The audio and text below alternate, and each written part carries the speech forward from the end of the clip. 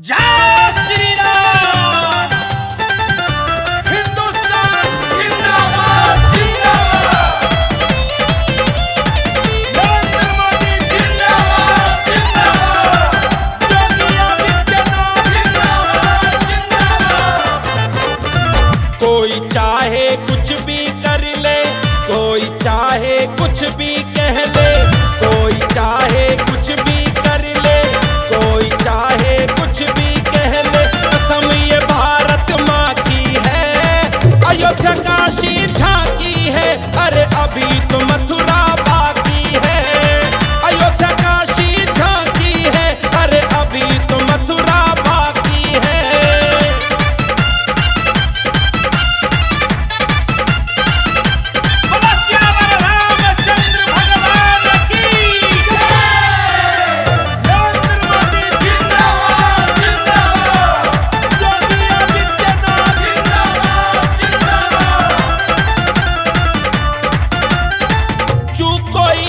हम कर बैठे आफत भारी हो जाएगी, दुश्मन सारे खुश हो जाए, सब तैयारी रह जाएगी।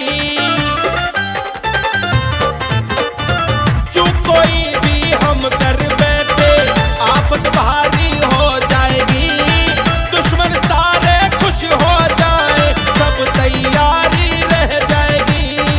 योगी मोदी शेर धुरंधर, योगी मोदी शेर धुरंधर, करेंगे अपने मन की है, अयोध्या काशी झांकी है, अरे अभी तो मथुरा बाकी है। अयोध्या काशी झांकी है, अरे अभी तो मथुरा बाकी है।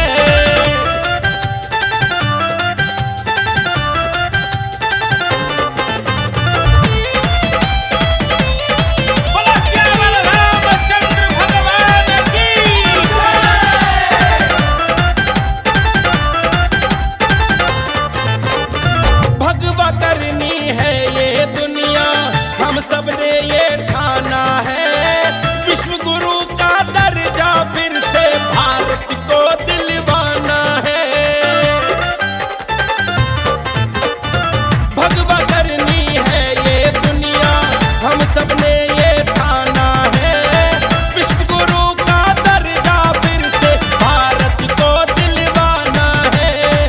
छाती चीर के हम दिखला दे, छाती चीर के हम दिखला दे, बैठे राम माँ जानकी है, अयोध्या काशी झांकी है, अरे अभी तो मथुरा बाकी है। अयोध्या काशी झांकी है, अरे अभी तो मथुरा बाकी है।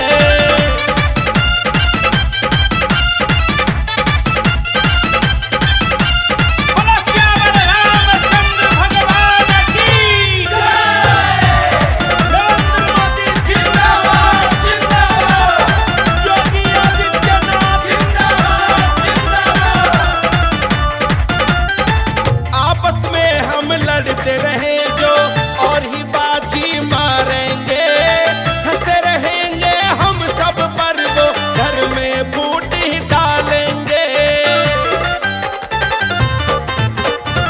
आपस में हम लड़ते रहे जो और ही बाजी मारेंगे, हंसते रहेंगे हम सब पर, वो घर में फूट ही डालेंगे।